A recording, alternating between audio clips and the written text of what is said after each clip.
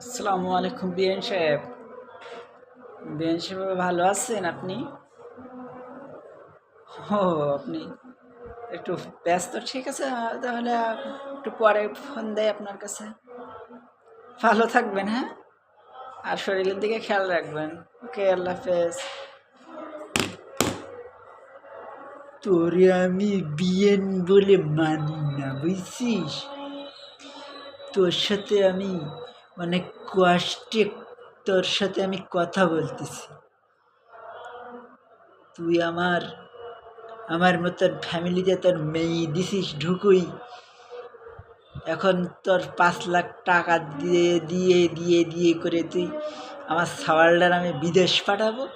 তুই সেই টাকাটা এখন তোর কাছে চাইছি, তুই টাকাটা তুই দিতি আজ কিনা কাল, কাল না পরশু। তা টাকাটা নিয়ে নেই, তারপরে তোর বিয়ে না কি তা আমি দেখ পানি।